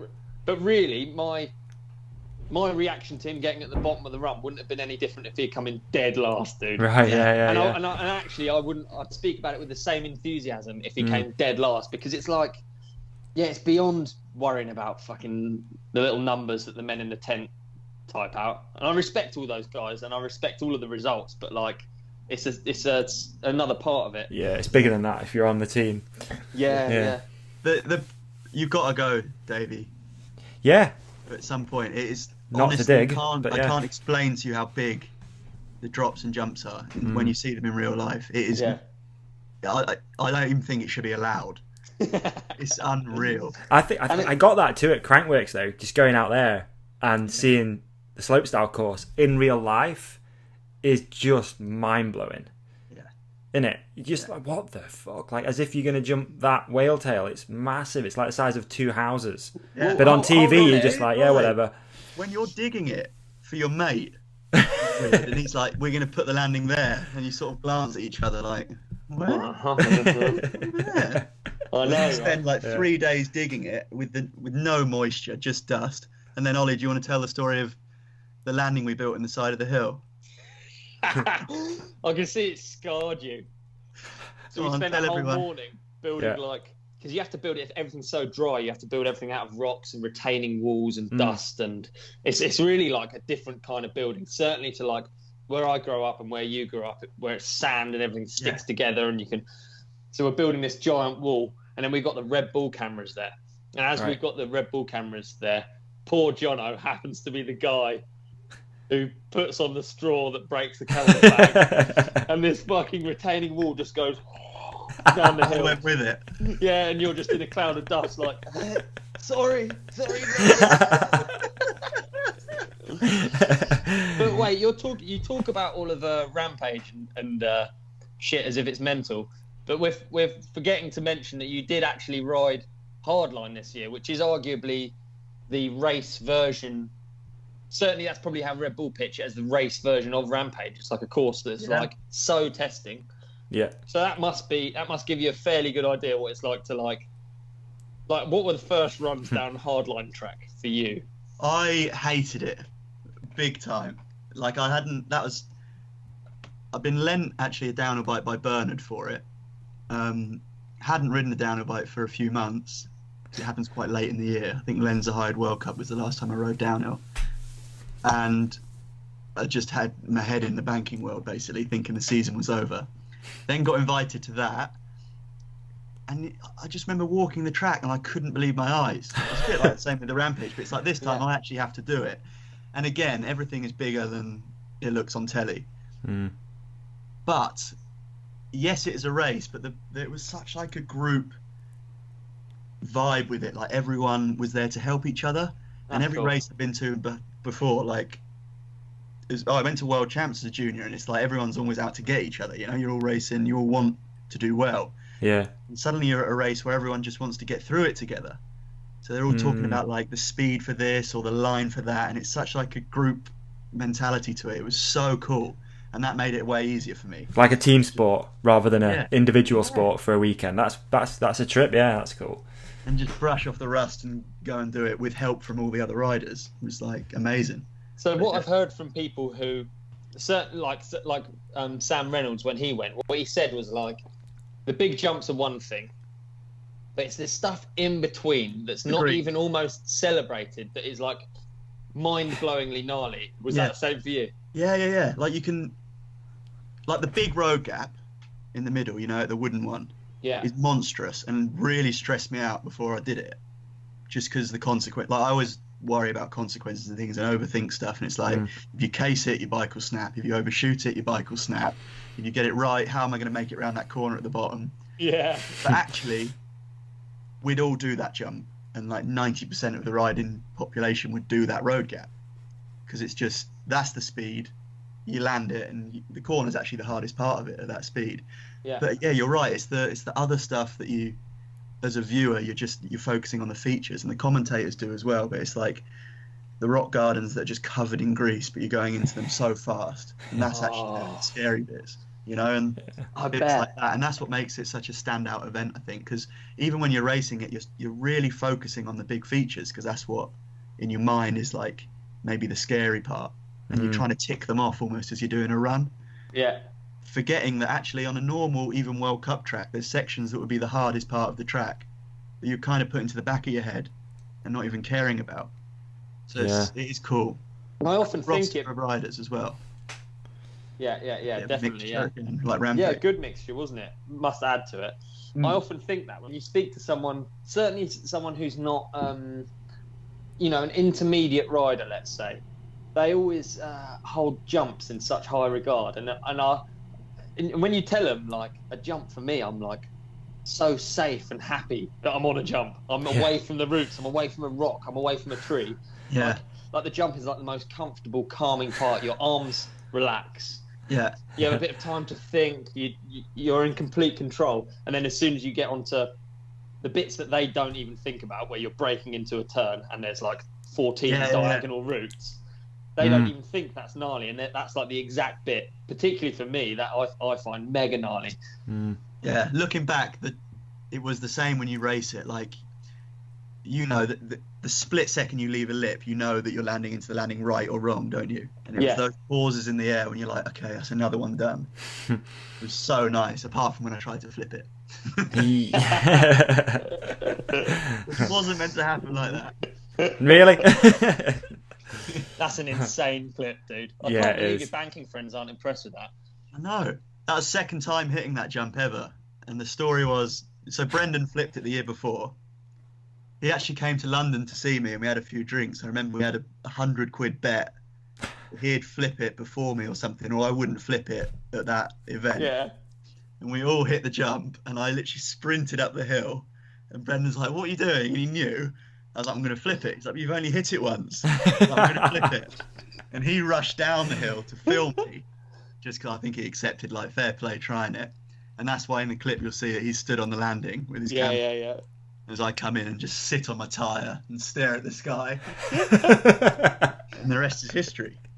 But like looking at that video, you wouldn't think that you're good at flipping, and you're really good at flipping. That is crazy. That is a big flip, though, bro. Would that have been the biggest one you've done, or no? Yeah. It would have been. But it's a weird jump. You can't see it. You have to turn last minute, really last minute, and then I think I was still turning in the belly of the jump. And on a big full sus bike, if you're not square, like everything goes a bit funny. And I just sat on my tyre, which killed the rotation altogether. If you watch it in slow-mo, like I just sort of just point at the sky and then nothing happens. And it's unreal how quick your body and brain thinks in that scenario. Like with any crash, it's like, I'm not getting round. What am I going to do? It's like I can't land on my head. So I just threw my body to not land on my head. But obviously I was clipped in, and the scorpion. Yeah, what amazing computer the brain is. Yeah, I think so. But it's also, there's a lot of probably muscle memory in there too, that you've done that a few times. The average Joe doing that wouldn't have got off. They'd have held on for dear life and just Yeah. took it to I the think if I back held or on, face it'd be or whatever. way more serious. Yeah. Oh yeah, no doubt. Yeah. But anyway, Big. and then the next time I went up, like after getting a massage for about 4 hours because I was so messed up, the wind was behind us, and I came in like, well, I'm not going to flip it. I'll just straight air it because what was I thinking anyway? And I literally missed the whole landing and got even more injured. Just that was a horrible crash, wasn't it? Yeah. God. So not only did you not flip it, did it cost you £100 as well? Oh yeah, don't bring that up actually. Oh, okay. Delete that bit. Delete that. Beep. Oh dear. Jono, we've been doing 3 things. Sorry, Matt. Sorry, Ollie. No, you go for it. Go for it, dude. 3 things, Jono, for people need to do / watch while in lockdown. You've got to buy a OW jet ski t-shirt. Had it. Oh, man. Another £3 in the bank. What would I recommend? Fitness. I've got into running actually. You don't need anything other than a pair of trainers. But it's sick because you can't like ever stop. If you go for like a trail ride or a road bike ride, if you get tired, you can freewheel or like freewheel down a hill. But with running, it's like you can't ever back off. Yeah. I'm quite into that. Maybe wouldn't recommend. Oh, have you done that? Bring Sally Up challenge with press. Yes. Have you ever seen that? Yeah, No. it's good. Ollie, I'll send you it. It's a song that just goes, bring Moby. Sally up and bring Sally down. You just have to do press ups in time with it. The song's called Moby Flowers. Moby Flowers. Yeah, Moby Flowers. I'd recommend everyone down. Try that. That is good. That is good. You can do it with squats too if you want to get a bit jazzy. There you go. I think running's good as well because you can do it real quick and make yourself super tired. Like riding nowadays. Agreed. I think these legs have been going for too long. They just don't get tired quick enough. I have to go for like a good 3-4 hour ride before my legs actually hurt. It's so hard.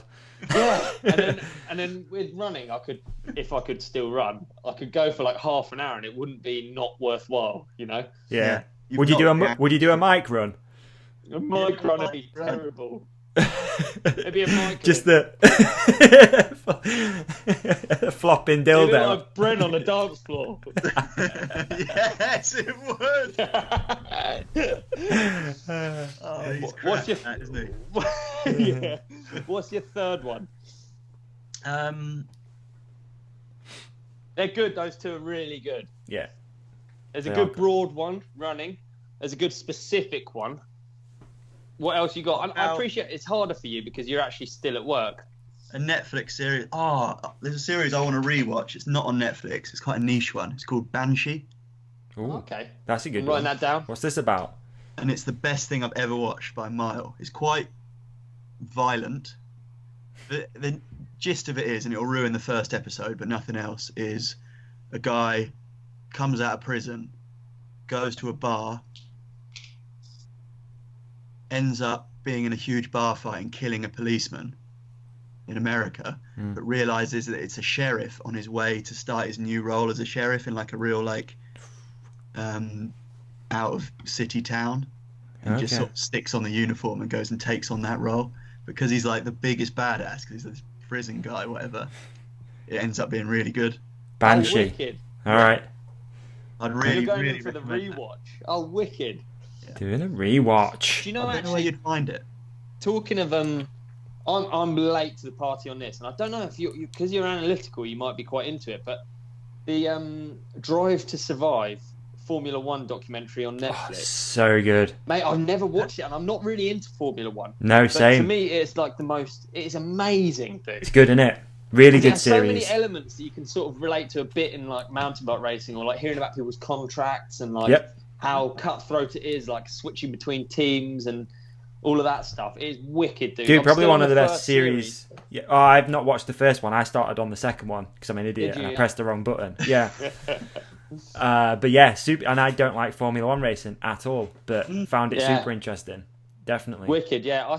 I'm really enjoying. I'm really glued to the screen at the minute. Yeah. My poor girlfriend sits next to me reading a book, and I'm just watching like. You know what? Nobody should watch is the new Netflix Chris Hemsworth film called Evacuation. It is dog shit. It's so bad.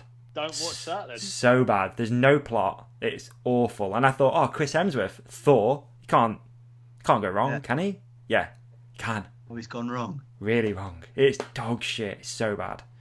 So bad. Yeah, so don't watch that. Right, hey, I know what we spoke about too, Ollie. That's a good one, which is The Midnight Gospel on Netflix. That's cool. Oh, is it? Yeah. It's good. It's good. Man, it's we got some viewing, dude. Animated cartoon series by Duncan Trussell, who is he's on Joe Rogan's podcast quite a bit. No way. Duncan Trussell's done a Netflix. Yeah, that's what it is. And what they've done, it's so cool. If they've taken parts of his podcast and made it into a cartoon, but added all these like other elements and stuff, it's well cool. There you go. He's a very spiritual being, isn't he, Duncan Trussell? Yeah, it's very philosophical. Nice, like it. It's a good one. It's a good one to watch. All right, wicked. We got all sorts of viewing, all sorts of activities. Yeah. I think we're set, dude, for another week.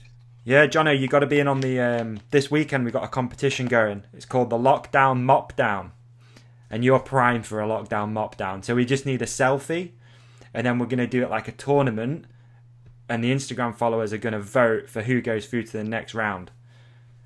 Right. You know what I mean? What's the premise? So just take a selfie. No, the worst. No offense, the worst lockdown haircuts and facial hair. Dude, you're halfway there, dog. You said I was primed for this. Yeah. I think so, we like, both are, man. For example, you could go up against Ollie, and then the people will vote for like who goes through to the next round, and we'll get like a load of listeners doing it and stuff. I'm just gonna shave that bit. The Lockdown Mop Down. Oh, that's decent. You like that? That's decent. That is decent. Mine's so bad right now. It's like... What are you going to do with yours, Davey? I'm interested. Well, I don't know, to be honest, Ollie. I don't know. Or not? You can't really not, can you? Oh, I'm in. I'm definitely in the Lockdown Mop Down with this thing. Yeah, definitely. I think some beads would be nice in yours, actually, Davey. Do you think? Yeah. I could bead up for you if you want. Mate, do it. No, I'll bead up. I'll bead up for the boys. For you, bro. I'll bead up for the boys. Oh dear! Can't wait till we can all ride again. Oh man, how long? Down and have a session. Yeah. Perfect segue. So we've been taking also votes on how many more episodes, or how many episodes of these we're gonna have to do. So the cut-off is when we can go and ride bikes with our friends. So this is volume 8, which is my guess was we'd get to 8 episodes before we'd have to not do this anymore. Ollie, you've guessed 9? 9. I'm out of the competition, really, aren't I? Yeah. Deeks has got 14. Yeah, he's 13 or negative, 14, isn't he? He's very negative, yeah. Yeah. Bernard went... pop around on his patio for 6 more weeks.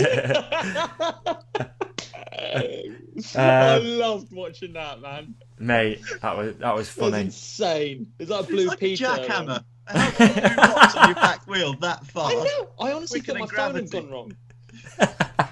He's just... He is like a jackhammer, yeah. What else did we get? We got Bernard BK went for 11 episodes. And I don't know what Eddie went because I deleted it by accident, but I think it was 13. 13, okay. Did you write it down, Ollie? No. I will have done somewhere, but I don't know where that is. Okay. Yeah, I think it was 13. So what do you reckon? 8. Yeah, so we're going to have, after this, we're going to have like a bit of a party / get together, hopefully, at Rogate Bike Park, which I've named as well, Ollie. Forgot to tell you. What's it called, man? The Freedom Ride. Oh, nice. And we'll do merch. We could, yeah, definitely. Eagles and stuff. Loads of people will buy them when we're there, yeah. Yeah, definitely. The Freedom Ride. The Freedom Ride t-shirt. Yeah, nice. Like it, yeah. Eagles, I know what the logo will be. An eagle with a mask on, yeah. Yes. Perfect. There you go. Patented already. There you go. Maybe. So that could be the Freedom Ride is like the end of everything, and that's when we stop. I'll go 11 then. 11 weeks.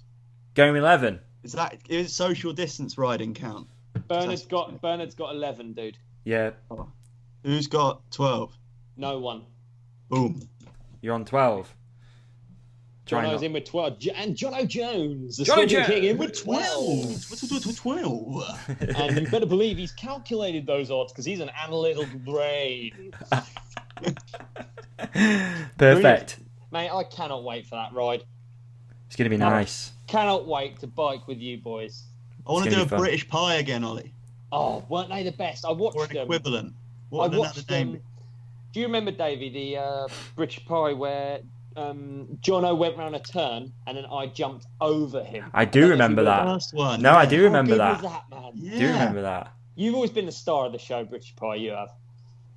Apart from the last time, the time I did the gully jump. That was good. Gully rhythm. And that was a dirt thing, though, weren't it? So, maybe no more. Yeah, Tommy C will be in doing a post. The British cake. Yeah. That one with the canyon gap. Yes, the canyon gap. We'd had a good day riding. I was so hyper all day, wasn't I? Yeah. I think I'd had like a bag of skips and a Marowam all day, and I'd bonked so hard. Do you remember we were like, "Come on, John, go back to the canyon, go back to the canyon." I just didn't want to. And you're all floppy pushing your bike up the hill, like... Yeah. And then I remember saying to you, "I've not actually done anything cool today." Do you remember? Yeah. We were both like, "Oh, better do it then."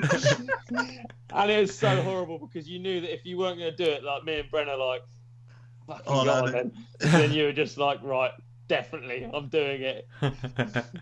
It just rolled in like that. I knew what was happening. There's nothing Bike worse sideways in a when the fog. bottom lip's gone as well, and you're like, oh, the jaw's floppy. Fuck, that's a proper bong. That. Star of the show, though. You made it to the other side, which is more than like the time before, wasn't it? True. You have actually ridden that out in the bone dry, but you have ridden it, haven't you, and jumped it? I have, but we don't talk about it because it makes your accomplishment seem less. And it's not. You did it in the bog. I did it in the dry. It doesn't count. Yeah, dry. It wasn't dry. It was in dry and I had a tailwind. What jump? Did you build it? Yeah. Idiot. Someone's got to, haven't they? Yeah. I built it just with you in mind, chuckling, smirking to myself. Can't wait for Jono to get here. Yeah, we'll get Tommy C back in. I love those days. Yeah, that'd be wicked. Let's do it, 100%. I'll message him now. We'll do it. There you go. Right. Exclusive on the Lockdown Companion. British Pie. Exclusive on the Lockdown Companion. Another Dude, this has exclusive. been a fantastic episode. Johnny, Yeah, thank you, Jono. Maybe you could do another one. Yeah, you retiring? Yeah, you could take my spot as a co-host. I believe you'd be way better. You'd be like the co-presenter that has all the stats there, ready to hand. Listener yes, figures. Of course, he was 8th last year, wasn't he? No mistakes in the last turn. What can you do? Exactly. Wicked. Yeah, man. Nice All right, one, well, thank you, Jono. Appreciate you taking the time out, brother. Cheers for having me. Thank you. Hey, It's good to see a absolute D2 pleasure. again. Yeah, anytime you want to come and see the D2, mate, no problem at all. You I'll go bring check it Rogate, and we'll honour it. With Screaming Eagle. Yes. We'll all gather around in a circle and look at Davy's helmet. I'm in. Sounds Okay. like a plan. Right. So, yeah, just hang up, brother, and we'll take it from here. Thank you, Yeah? dude. Yeah. Cheers, Is there dog. a way I can pretend to hang up?